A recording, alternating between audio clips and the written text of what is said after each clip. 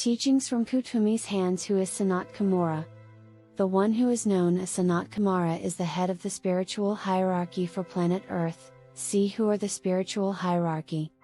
He has variously been called the One Initiator, the Eternal Youth of Endless Summers, the Fountainhead of the Will, the Ancient of Days, in the Bible, and the Lord of the World.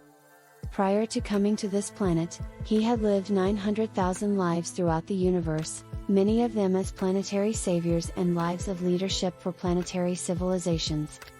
Approximately 18 million years ago, the Solar Logos, the creator of this system of planets, was considering the dissolution of planet Earth because the evolutionary progress of the planet and her life forms was going so poorly, and the planned advancements were not occurring.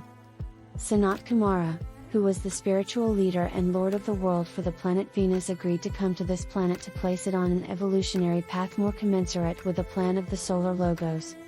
In passing, it should be said that the very advanced civilization on Venus was at a much higher dimensional level than can be seen by the telescopes of our astronomers. Out of loving compassion and in a sacrificial act of monumental magnitude, Sanat Kumara came to this dark and laggard planet 18 million years ago along with an entourage of 104 great beings who are called the Lords of the Flame in the occult literature of Master Jwal Khul.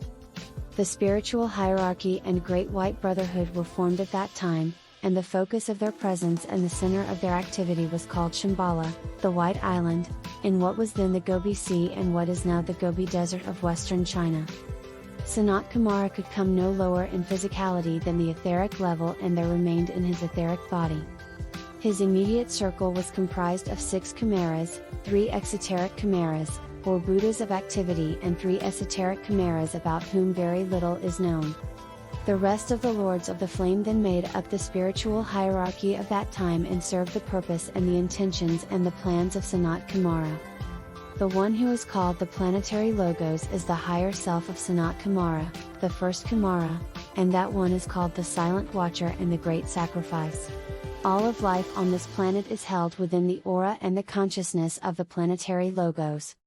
The energies of the 7 rays are received by the Planetary Logos from the Solar Logos and passed on to Sanat Kumara for distribution to the Lords of the 7 rays in their departments, where they are qualified and transmuted for the benefit of all the kingdoms of nature on the planet and for furtherance of the evolutionary plan. The coming of Sanat Kumara produced an extraordinary stimulation in the evolutionary process by his methods of force distribution and greatly accelerated the evolution of all life on the planet. The germ of mind of animal man received stimulus and became a fit receptacle for self-conscious entities, souls, to incarnate in, and the human kingdom thus came into being, and the self-conscious, rational unit of humanity began its career. All of the other kingdoms of nature received similar extraordinary stimulation for advancement. Sanat Kumara established the path of initiation during mid-Atlantean times as the surest and most efficacious method for spiritual advancement of the sentient life on this planet, and that is the path followed by all whether they are aware of it consciously or not. He is called the One Initiator because he approves and oversees those stepwise advancements in consciousness called initiations. The World Teacher, Lord Kuthumi, is the Hierophant at the first 2 initiations, although Sanat Kumara is there at a higher level. Then Sanat Kumara is the Hierophant beginning with the 3rd initiation, the Transfiguration, which is considered the first major initiation by the hierarchy. His rod of initiation is called the Flaming Diamond. I realize that this is a very brief introduction to the great being who has been with this planet for millions of years out of sacrifice and love for its evolutions, but in its brevity, I thought I could capture more attention and spread the word a little further about the magnificent one who has brought this darkened planet from near dissolution 18 million years ago to the very threshold of an era of peace, love, and harmony, during which there will be stupendous achievements brought about by the human race. All of life on planet Earth owes a debt of gratitude to the eternal youth of endless summers.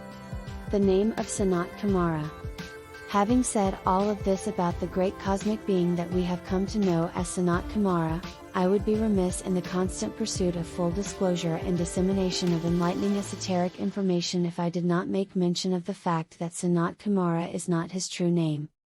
The real name of this one and only extended expression from the informing life of planet Earth, in whom we all live and move and have our being, is one of the most carefully guarded secrets of this solar system, not just the evolutionary scheme known as Earth. The name is in a language unknown to any of the race of man and has such potency and power and evocative force that it must be considered as one of the most profoundly powerful mantrams in the system of planets, a mantram that invokes the destructive and creational effects of the first ray of divine will and power. Click link to the first ray. Ascended Masters, who are initiates of the 5th degree, are given only the first letter of the true name in revelation at the Ascension initiation, presided over by the one initiator, SK. Chans of the 7 rays and other 6th degree initiates are provided the second letter of the name. The great ones who form the membership of the Shambala Council have been made aware of the first syllable of the ineffable name and no more, and this includes the highest of that mighty council, the 3 Buddhas of activity who form a triangulation of protective and assistive cosmic energy around the Lord of the world and who unwaveringly oversee that the divine purpose for this planet is incrementally formulated into the divine plan by the Great White Lodge of Adepts and Initiates. The true name is not to be revealed, however we may rest assured that the name we have been given has been approved by and references the one who lovingly holds the entire planet and all her life forms in his aura. Are you in need of the healing energies of the Ascended Master Kuthumi? Visit KuthumiHands.com.